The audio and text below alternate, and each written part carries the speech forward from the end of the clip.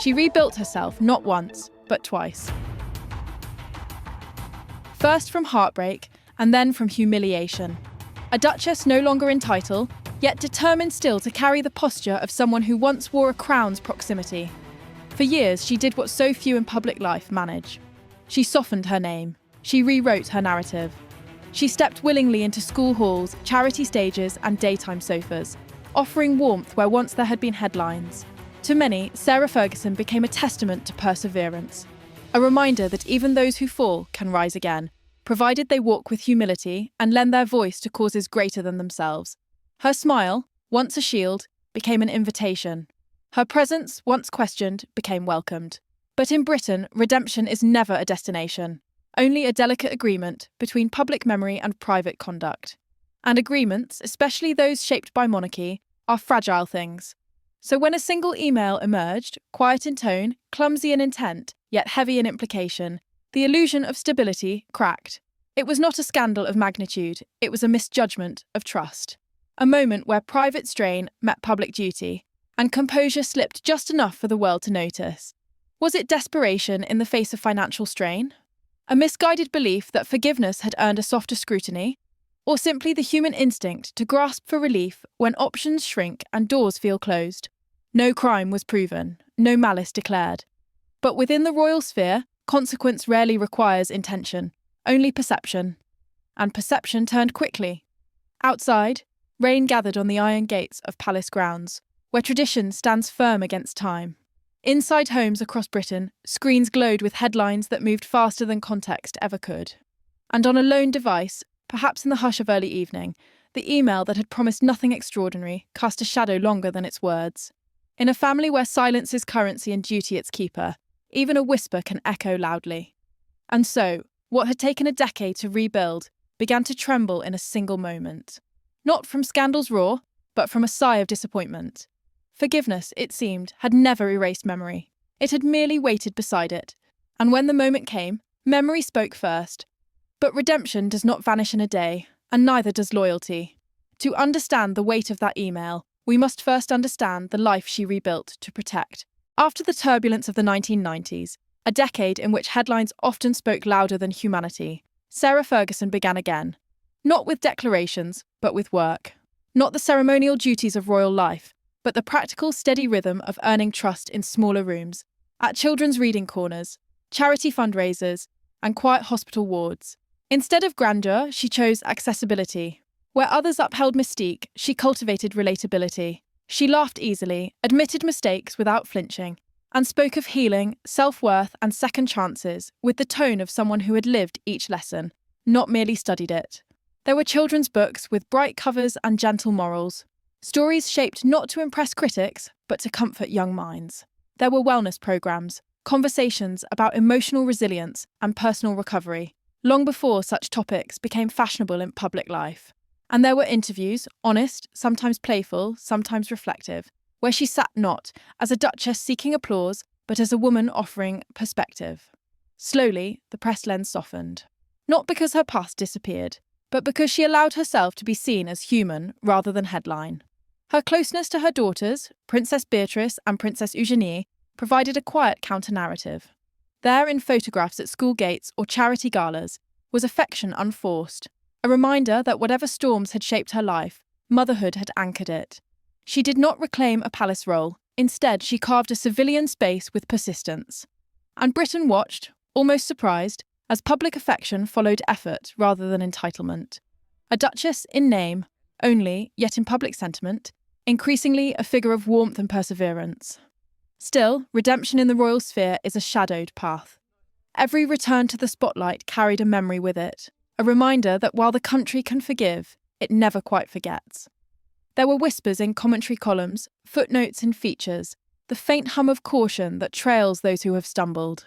Yet she walked forward regardless, not with denial, but with determination.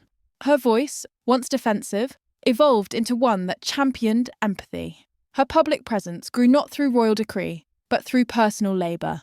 And in living rooms across Britain, as viewers caught moments of her candour and warmth, something shifted. She became familiar, approachable, less a symbol of scandal, more a portrait of resilience. It was not a triumphant return to court corridors, but something quieter and perhaps more meaningful. A rebuilding shaped not by privilege, but perseverance. A life reassembled piece by piece, in softened light, through consistent human effort rather than inherited grace. Yet redemption, in any form, carries its own fragility. Reputation may be restored, but its roots remain tender, easily disturbed by time, by scrutiny, or by a single misjudgment made under pressure. For now, though, her story stood as proof that dignity can be relearned, trust can be earned, and grace, once lost, can be found again through humility and work. But every image has a cost, and even the gentlest return to favour rests upon foundations that must carry weight quietly. Behind the warmth and renewed welcome, another truth waited. Rebuilding a life in public often means carrying private burden alone. Redemption is rarely a clean ascent. And behind the bright bookstore tables and the hopeful talk show sofas, pressure travelled with Sarah Ferguson like a quiet companion. Present, persistent, never fully introduced to the public. Financial strain was not a rumour, it was a theme. Debts surfaced, ventures tried and faltered, and opportunities, though visible, did not always translate into stability. Celebrity lends visibility, not certainty. And in the careful world of royalty, where tradition is timeless but income is not, reinvention came with a price that goodwill alone could not pay. There were headlines about business challenges, reports about overdue accounts and unsettled sums. They appeared not as scandal, but as reminders. Being near the palace does not guarantee its protection. Privilege brings presence, yes, but not always provision. In public, she spoke of resilience. In private, there were likely spreadsheets and letters, meetings and negotiations, moments of fatigue disguised beneath optimism. She had become a figure who smiled warmly into cameras, and then, we can reasonably imagine, turned to face paperwork that did not resolve itself through charm. And through it all, Prince Andrew remained a constant presence, not simply as the father of her daughters, but as a figure stitched tightly into the fabric of her life, emotionally, practically, and historically. They co-parented, they shared homes at various points, they appeared together at family events not as spouses, but as something more complex, a partnership shaped by past affection, enduring loyalty, and the kind of familiarity that time refuses to dissolve. To some, their bond felt admirable, the quiet proof that marriages may end, but mutual care can remain. To others, it was pragmatic, even strategic. In a world where titles open doors and proximity shapes opportunity, distance can be costly, and support, however unconventional, can be a lifeline. There is, perhaps, a softer truth. That love, once woven deeply enough, does not always sever neatly with paperwork. That shared history can become a form of shelter, even when life has shifted beyond romance, and that for someone rebuilding from public difficulty, the familiar can be not only comforting but necessary. Yet proximity has its risks. As Andrew's own controversies emerged years later, the threads that once felt protective became questioned. But in this earlier chapter, before consequence truly caught up with him, their alliance stood as a symbol of both loyalty and limitation. She had regained warmth from the public, yet remained tethered to a man whose place in the monarchy's future was already a subject of quiet uncertainty. To navigate that balance, affection without title, closeness without endorsement, required a delicate poise few could manage. It meant stepping carefully between worlds, grateful for connection, but aware that ties, once visible, can weigh heavily. There were days when her work drew applause, evenings spent championing causes, offering encouragement, lending her voice to those overlooked. And then there were mornings, perhaps, when envelopes on the desk brought reminders of obligations that had not faded with public forgiveness. Success, when it came in chapters. Stability came in moments, and beneath the public warmth lived a quiet truth. Reinvention is not only emotional labour, it is financial, relational, and unavoidably fragile. Still, she persisted. Not with arrogance, but with earnestness.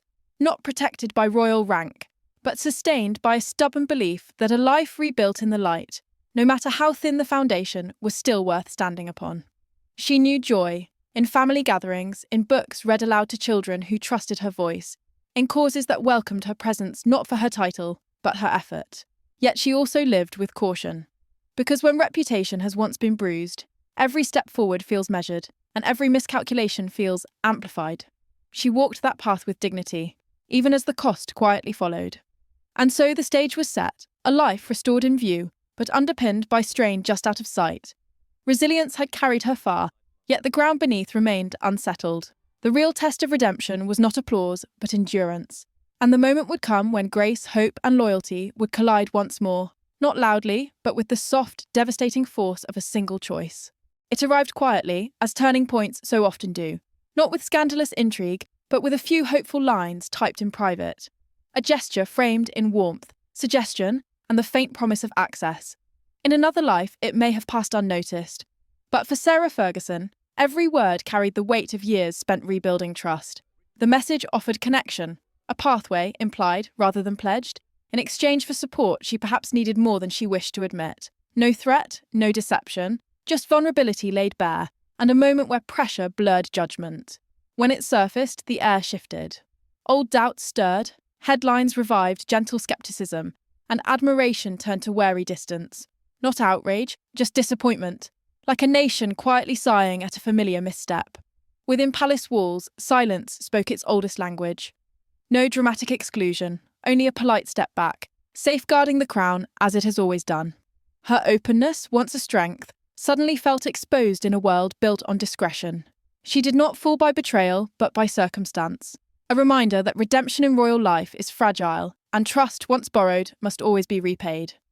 One email, and the scaffolding she had rebuilt trembled, proof that even good intentions struggle in the shadow of memory.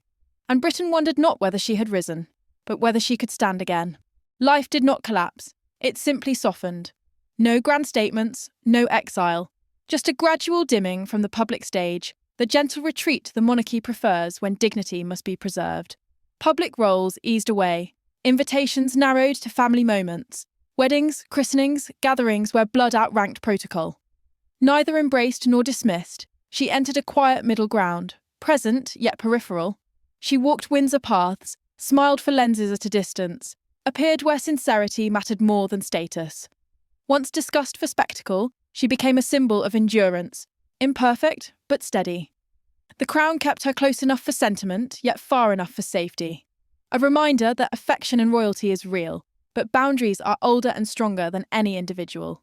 Through it all, her anchor was family. Mother, confidant, familiar presence. Not by title, by connection. And so she settled into a life half in view, half in reflection. Not fallen, not triumphant. Simply human in a world where myth is expected, and mistakes are remembered longer than efforts. In that quiet twilight, she endured, and found a kind of peace in soft focus. Sarah Ferguson's story resists neat conclusions. It exists in the space between scandal and sainthood, a portrait of human frailty meeting public expectation.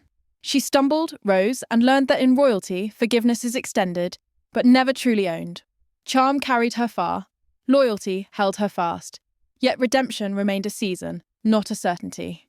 In a family where image is duty, even small misjudgments echo like ceremony. Yet she stayed, not for rank, but for history, for daughters, for loyalty that outlasted title.